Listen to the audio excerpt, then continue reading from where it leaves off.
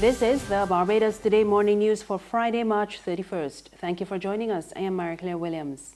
Our top story this morning, President of the Barbados Economic Society, Jeremy Stephen, is warning that Barbados could be hit with more downgrades in the coming months.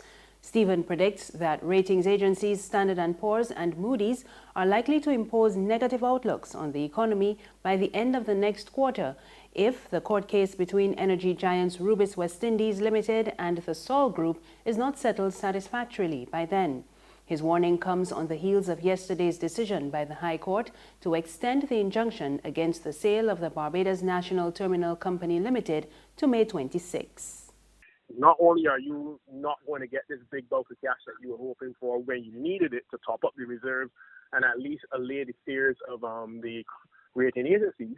Now, this kind of activity can make the rating agencies a little nervous as well too, because they do stuff on a quarterly basis, and by the time these guys meet back meet up again in May to bring closure, hopefully, to this, and hopefully it's a closure that works with all sides, including the public of Barbados. But by the time these guys meet up in May, Emmanuel, I can tell you straight up, by the following month, Moody's and S&P will have another statement to make about our ratings, and if this thing doesn't look amenable, you can see another downgrade on the horizon. Because of it, it's highly likely. As we stated earlier, the injunction preventing the sale of the state-owned BNTCL to regional petrol giants Sol has been extended to May 26th. Last Friday, the High Court granted Rubis an interim injunction until April 3rd. But when lawyers for both sides went before High Court Judge Olsen Aline yesterday, attorneys for the defendants requested more time to prepare their response. Attorney for the BNTCL, Barry Gale, said they were only served with court documents on March 27, and the injunction was acquired ex parte. Rubis had lodged an application for a judicial review challenging the inclusion of a 15-year moratorium clause in the agreement between government and Sol for the $100 million merger. Meanwhile, Rubis is threatening an all-out war against government to prevent the deal from going through. The company's attorney, Leslie Haynes QC, told Barbados Today his client has put government on notice that Rubis intends to trigger the articles of a bilateral investment treaty between the United Kingdom and Barbados. He argues that the treaty protects it from unfair practices because Rubis West Indies is incorporated in Britain. We therefore put in a bid on the basis of the throughput fee being increased by 4%. Sol was awarded the contract on the basis of a throughput fee being increased by 32%. So we are saying that that is unfair. We were never given an opportunity to bid on the basis that the throughput fee will be increased by 32%. So the increased throughput fees would mean the increased value of the company as well? Correct. Right.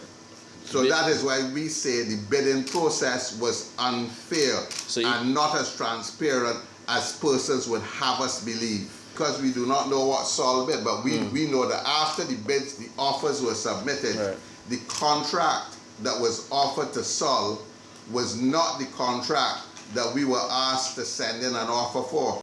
In other news this morning, fisher folk are expecting a bleak Easter this year due to the scarcity of fish. And those in Bridgetown say they have to share what little is available with the vendors from the north. And with 2 weeks left in the Lenten season, at least one vendor, Richard Small, is not holding out much hope for a change in fortunes. It started good, but right now it's a little bit hard. Right, before fish drop back. Flatfish are selling at 16, now they're going back at 110. Dolphin are selling at 8, now ban off that to go at $9. They got to sell away $10. It's too hard for the people that got to come and buy them. Because at this rate and this price, it ain't be no better. And that means everything will go. Fish can drop from $15 and go back at the $20 or $25 a pack. Small says their problems are not limited to the Lenten season. So you ain't never getting turpics. You're catching turpics, congolese, and snappers, and then so now. But I don't know if it got something to do with the climate of the water or what. But they not. So they may got to go there a whole month before they catch say. Or we just lost a boat there 2 weeks ago at sea. he had flying fish, but he had to abort the ship. So the ship went down, and that was it. So it's hard. So I always figured that when a fisherman calls for a price for his fish, he should get paid, because when he go there, out there on the back door, he live at stake. You understand? And these hawkers here is state advantage of the fishermen. You understand? Total advantage, and I don't like it. Because it's hard. Sports now. West Indies head coach Stuart Law says he believes the team is making improvements despite their second loss to Pakistan yesterday in the T20 series. Pakistan beat West Indies by 3 runs at Queen's Park Oval in Trinidad. But Law says the team put on a strong performance. I think we played a better game of cricket today. The way we bowled and fielded was a massive improvement, and some of our batting, Marlon Samuels was outstanding. Chadwick Walton at the top was pretty good as well. We just needed a bit of a hand down towards the back end of the innings to stick with Marlon and then to finish the job off. But Carlos, Sunil Narine and Jason Holder nearly pulled off a victory. There's regional and international news after this short break. God, these papers ain't selling at all. Get your paper. Only $2.25. Get your paper, miss. Look, take it. I can pay for it. Barbados Today, all the way.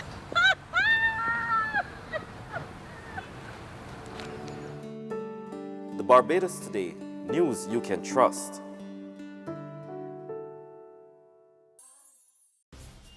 In news from the region, Jamaica's Justice Minister Delroy Chuck has signed an extradition order for 8 men wanted in the U.S. for lottery scamming. Chuck signed the warrants 3 weeks after a local court ordered their extradition.